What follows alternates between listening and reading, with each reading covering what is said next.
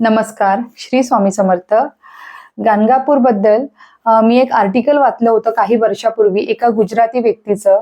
तर त्यांनी आपला अनुभव सांगितलेला होता. तो अनुभव मला खूप आवडला होता आणि तो मला आठवला काही दिवसापूर्वी, म्हणून मला असं वाटलं की मी तो तुमच्यासोबत शेअर करावा. तर गाणगापूरमध्ये कशा प्रकारे आपले दत्तगुरू येऊन तिथे लोकांना प्रचिती देत असतात, अनुभव देत असतात, त्याचा एक खूप सुंदर अनुभव आहे. आणि तुम्हाला तर माहितीच असेल की गुजराती लोक जी आहेत ती दत्तगुरूंना खूप मानतात. तर त्यांचा जो अनुभव आहे तो मी तुम्हाला सांगते. तर ते गुजराती गृहस्थ जे होते ते आपल्या मित्रासोबत गाणगापूरला गेले होते आणि तो जो मित्र होता त्यांचा तो दत्तगुरूंना खूप मानायचा आणि त्यांची सेवा करायचा. तर त्यासाठी ते लोक त्यांच्या भेटीसाठी म्हणून तिथे गेले होते. आणि हे जे व्यक्ती होते ते खूप श्रीमंत होते आणि ते असेच गेले होते की ठीक आहे आपण जाऊन फक्त दर्शन घ्यावं दत्तगुरूंचं यासाठी. आणि जेव्हा 12 वाजले आणि सगळी लोक तिथे भिक्षा मागण्यासाठी उभी राहतात आणि काही लोक तिथे भिक्षा देत असतात.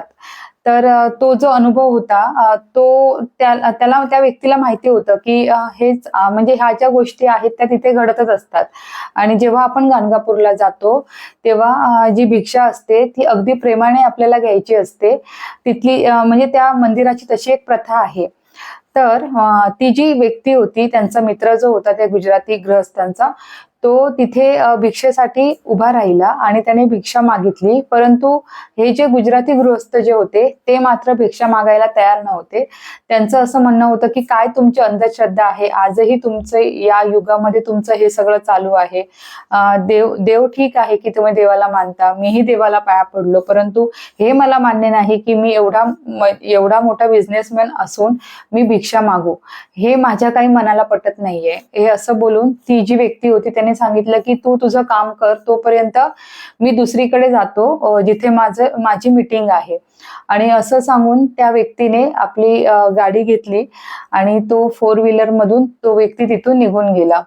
काही वेळ पूर्ण तो गाणगापूर मध्ये व्यक्ती तो फिरत राहिला. पूर्ण जसं आपण म्हणतो ना की एखाद्या व्यक्तीला चकवा लागतो आणि तो तिथल्या तिथेच फिरत राहतो, तशी ती व्यक्ती तिथल्या तिथेच गाणगापूरमध्ये फिरत होती.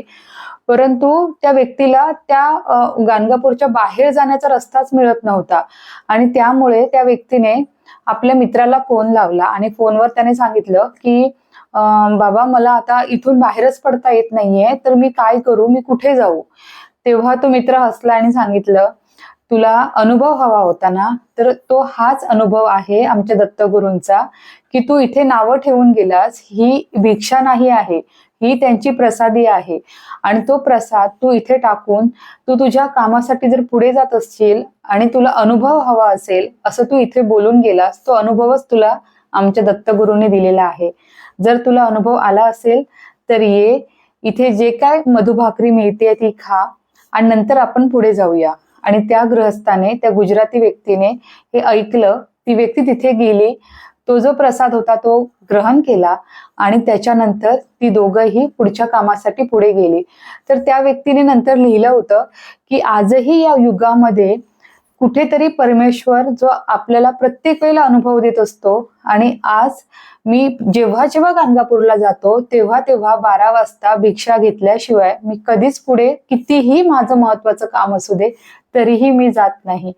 आणि हा जेव्हा मी अनुभव वाचला होता तेव्हा मला खरंच कुठेतरी खूप भरून आलं की आजही काही लोक जी आहेत ती ठीक आहे की वैज्ञानिक युग आहे, सगळं ठीक आहे, परंतु या ज्या गोष्टी आहेत ज्या पूर्वजांनी आपल्यापर्यंत आणून दिलेल्या आहेत किंवा पूर्वीपासून घडत आलेल्या आहेत त्या गोष्टींना पूर्णपणे अगदी खोटं ठरवून जेव्हा आपण विज्ञानापर्यंत जाण्याचा प्रयत्न करतो तेव्हा पुन्हा कुठेतरी अध्यात्म आणि विज्ञान यांची सांगड घालावी अशी एक वाटतं आपल्याला की असे एक सांगड घालावी जेणेकरून आयुष्य आपलं अजून सुखी होईल.